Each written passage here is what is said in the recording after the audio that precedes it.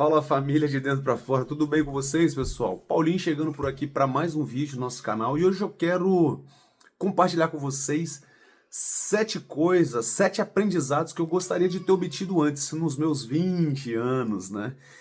Que certamente teriam acelerado em muito os meus resultados e eu tenho certeza que podem te ajudar também, te colocar no trilho para obter melhores resultados na sua vida, beleza? Então fica comigo até o final desse vídeo, tenho certeza que vai te ajudar e muito, ok? Deixa eu posicionar o telefone aqui no pedestal para a gente ter um bate-papo melhor, beleza? É isso aí, pessoal.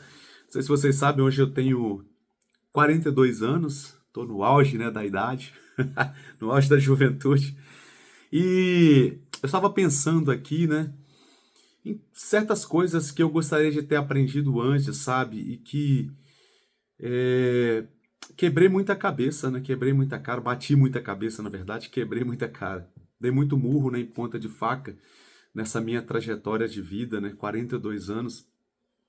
Algumas coisas a gente se arrepende, né? Algumas atitudes. Outras nem tanto, outras a gente leva, né, como aprendizado, né? E o fato é que, certamente, né, se eu tivesse aprendido, sabe, se eu tivesse escutado, se eu tivesse lido em algum lugar nessas coisas e também colocado em prática, né, porque você vai ver que muitas vezes não é, né, o simples fato da gente aprender, né, porque de nada adianta, né, a gente aprender, a gente ler, a gente ouvir e não praticar, né? O que faz a diferença nas nossas vidas não é o nível, o tanto de conhecimento que a gente tem, né? Mas sim o tanto de intensidade, né, que a gente age com o conhecimento, né, baseado no conhecimento que a gente tem. Na verdade, então eu quero compartilhar aqui com vocês essas 7 coisas, né, que certamente teriam feito toda a diferença na minha vida. E a primeira delas, sabe o que é? É parar de reclamar. Por um bom tempo da minha vida eu reclamei demais. Quando as coisas não saíam, né, do jeito que eu gostaria, do jeito que eu havia planejado e tal, eu ficava ali reclamando, perdia muito tempo reclamando. Ah, por que que não deu certo? Pô, de novo, né? Tentei, não consegui, deu errado, isso e aquilo. E aí eu, conceptivamente, eu focava muito nisso, naquilo que dava errado ali, saía do meu controle, e eu gastava muita energia nisso. Ao invés de eu focar, sabe, eu empreender energia. Ah, poxa, deu errado? Beleza, o que é que eu posso aprender aqui e contornar, né? Essa situação, contornar essas coisas, sabe? Não, eu ficava agarrado muito tempo naquilo que tinha dado errado. E eu não sei se vocês sabem, né? Mas quando a gente foca muito, sabe, naquilo que não deu certo, naquilo que deu errado, por exemplo, você passa a colocar toda a sua energia, todo o seu foco ali, a tendência é que você crie mais situações, entendeu? Erradas, né, no caso. Por quê? Porque você está colocando a sua atenção, a sua energia naquilo ali. Automaticamente, a sua mente vai pensar o quê? Pô, é isso aqui que é importante. Isso aqui é que importa. É como aquela situação, né?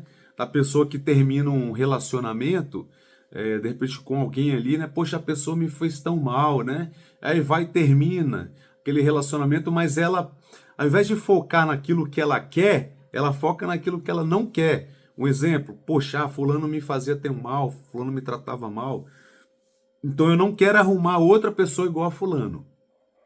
Igual a Ciclano Beltrano, né? Ciclana Beltrana, né? Aí eu não quero. Só que a pessoa fica focada naquilo que ela não quer. O que que ela acha? O que que ela encontra no caminho dela? Novamente, pessoas como aquela que ela não gostaria. Por quê? Porque ela manteve o foco naquilo. Entende? Então, parar de reclamar. Eu reclamei muito, né? Perdi muito tempo nisso e eu tenho certeza que se eu tivesse aprendido, se eu tivesse ouvido isso antes, né? Mas na minha juventude, né? Eu acho que eu teria, sabe, produzido mais, eu teria colocado mais velocidade, mais força, mais energia naquilo que realmente importaria, né? E consecutivamente os resultados seriam melhores, né? Segunda atitude, segunda coisa ali, procrastinar. Nossa, Deus do céu, gente. Como que isso aqui me atrasou? Eu confesso para vocês que às vezes ainda me atrasa, sabe? De repente, né, você enfrente isso também, né? Procrastinar, demorar, não, depois eu faço, depois eu faço. Eu não sei vocês, mas por muito tempo eu sofri com a síndrome do depois.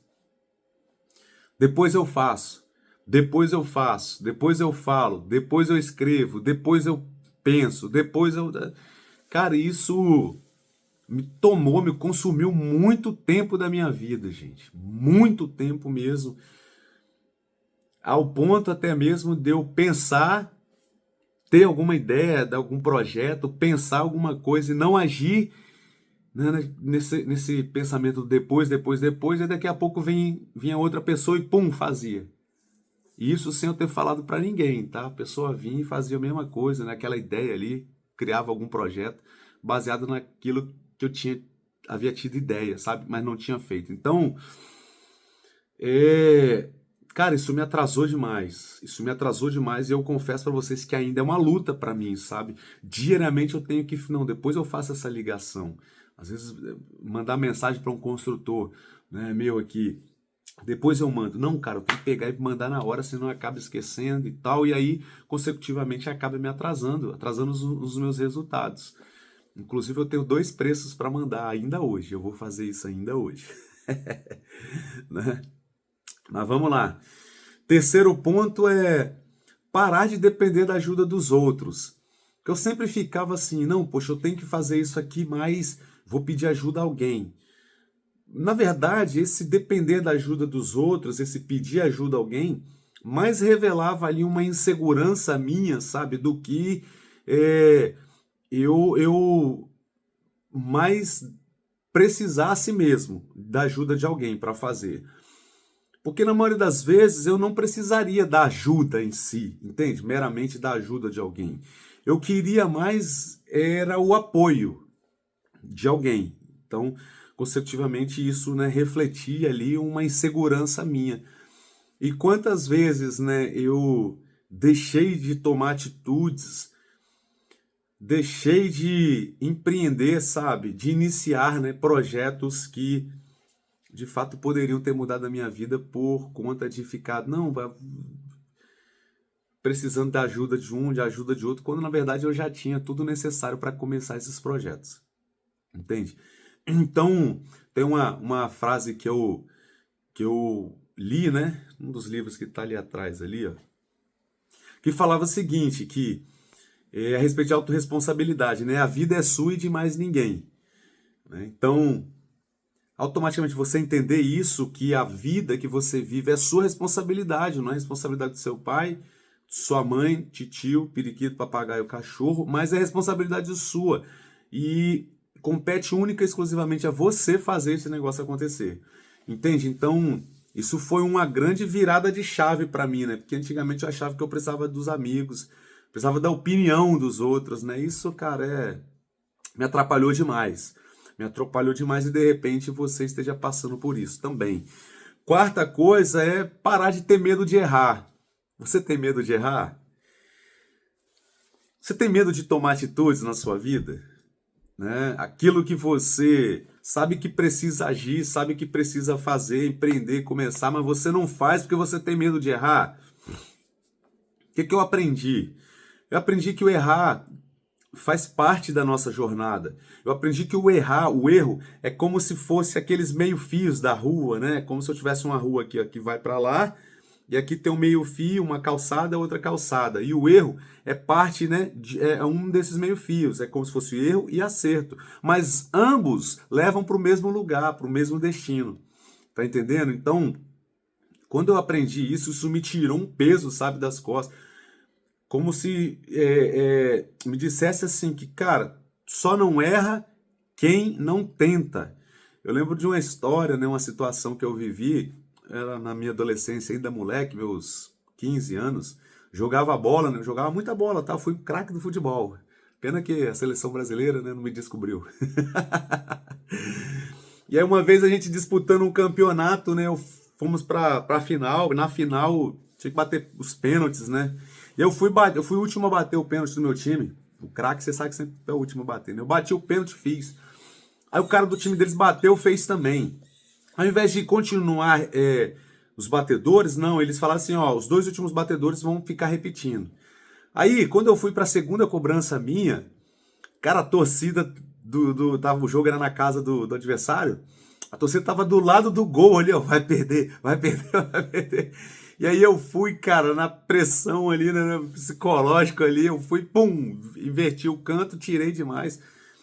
Tirei tanto do goleiro, né, que foi bola para um lado, goleiro para o outro, mas eu tirei tanto do goleiro que eu tirei até do gol, chutei para fora. Perdi, o cara do time deles bateu, fez, aí eles foram campeões, nós ficamos em segundo. Aí, pô, eu mó mal, né, com aquilo ali, aí o meu treinador na época, o Juninho, virou e falou assim, Paulo, esquenta a cabeça não, cara, só erra quem perde. Só erra quem perde, só erra quem bate. Só perde um pênalti quem bate o pênalti, entende?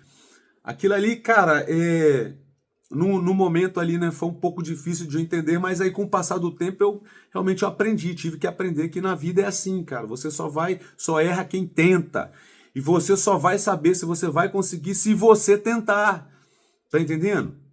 E o erro, ele deixou de ser um inimigo, pelo contrário, ele tornou-se um amigo meu quando eu entendi que errar faz parte, e eu só aprendo a partir do momento que eu tento, e se eu tentar, de fato eu tenho a possibilidade de errar.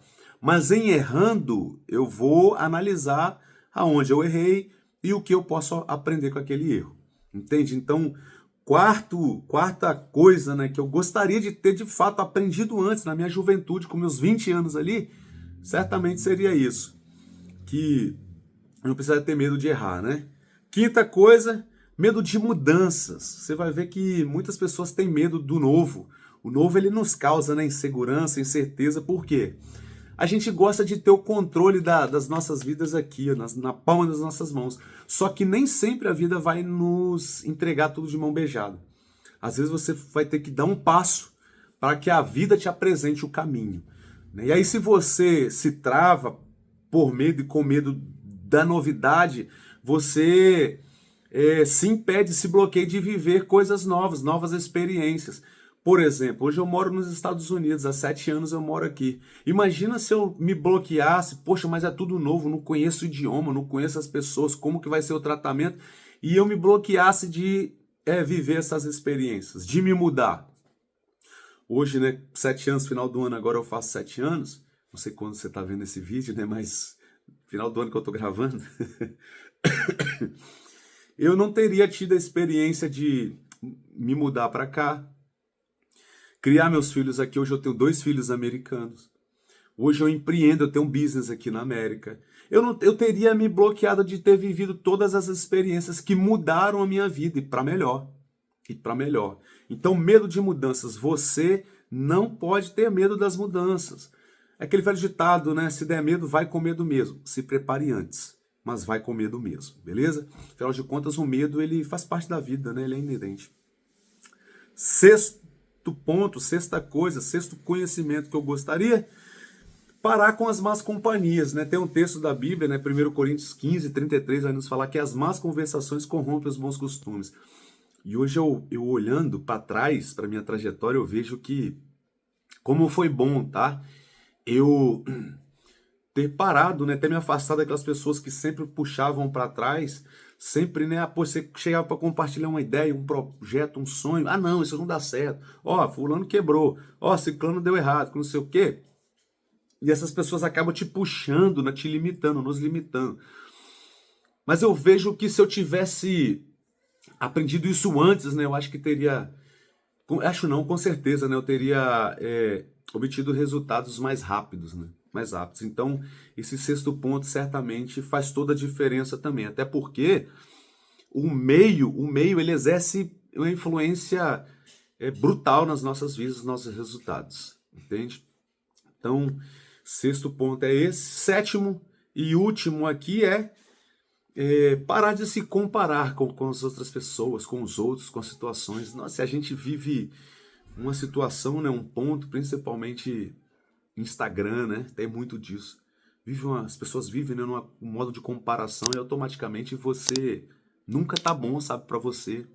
Nunca tá bom, porque sempre vai ter alguém melhor do que a gente. Entende? Sempre vai ter alguém, cara, mais bonito do que você, sempre vai ter alguém mais alto do que você, com shape melhor do que o seu, com a oratória melhor do que a sua, sempre vai ter alguém com mais dinheiro do que você, com a casa melhor do que você. E se você viver se comparando, você não vai fazer o seu. Aquilo que te compete, aquilo que só você pode fazer, tem para fazer e deve fazer. Consecutivamente, você não vai obter os resultados que é para você obter. Entende? Então, se comparar, cara, isso aqui... Eu lembro que na minha adolescência, né, eu me comparava muito, cara. Comparava muito, eu não tinha, sabe, um físico, né? Hoje eu tô até com a cara um pouquinho rechonchudinha, mas eu sempre fui muito magro. E eu ficava me comparando, né, com os outros brothers lá da época, né? Os caras tinham físico, eu surfava, ia pra praia, sabe? Só surfava de camisa. Quando saía de dentro d'água, eu tirava a camisa pra secar, ficava só com o braço cruzado, porque eu tinha, sabe, um complexo de inferioridade enorme, porque eu ficava me comparando muito. Até o dia que eu descobri que a vida não é sobre comparação, não tem nada a ver com o outro, tem a ver comigo mesmo. Quem eu sou para mim mesmo, sabe? A partir do momento que eu mudei aqui, ó, os resultados aqui fora começam a mudar também. Já aconteceu com você de ficar se comparando e se atrasando? Porque quando você se compara, você se atrasa. Você deixa de fazer aquilo que você tem que fazer. E em deixando de deixar aquilo que você tem que fazer, consecutivamente você deixa de obter os resultados que são para você, entende? Então, essas são as 7 coisas que eu gostaria de ter aprendido aos meus 20 anos de idade, hoje eu tô com 42, e que eu entendo que, certamente, cara, se eu tivesse aprendido e praticado essas coisas aqui, cara, hoje, não que eu esteja ruim, sabe, no meu patamar de vida, tô ruim não, graças a Deus, muito bom, da onde eu saí, cara, eu já caminhei muito, mas eu vejo que se eu tivesse aprendido e praticado essas coisas aqui antes, com certeza eu estaria, né, muito mais adiantado, né, nessa jornada, né, que se chama vida. Então é isso. Pensei em vir aqui compartilhar com você, eu não sei, né, a sua idade hoje, a fase de vida que você tem vivido, mas eu tenho certeza que isso aqui teria me ajudado muito, eu tenho certeza que tem o poder enorme de te ajudar também, te botar no caminho dos resultados, ok? Então, se te ajudou de alguma forma, se você já pratica ou não pratica ainda, se você reconhece que alguma dessas coisas aqui ainda é uma verdade, ainda é uma realidade que te atrapalha, comenta aqui, né, nos comentários, deixa seu comentário aqui, vai ser uma alegria para mim te responder aqui, a gente ter esse approach, né, aqui, ok? E se ainda não é inscrito nesse canal, se inscreve aqui, compartilha esse vídeo, né, manda para aquele brother, para aquela amiga sua, que você sabe que sofre com alguma dessas coisas aqui, de repente vai ajudar, né, ela a obter melhores resultados, a vencer nessas debilidades, esses desafios aqui, ok? E obter melhores resultados na sua vida, ok? Então ficamos por aqui e nos vemos no próximo vídeo. Vai subir algum vídeo em algum lugar por aí, ok? E vai lá assistir mais vídeos do nosso canal, tenho certeza que você vai ser muito abençoado. Ok? Então ficamos por aqui, nos vemos no próximo vídeo. Tchau, tchau.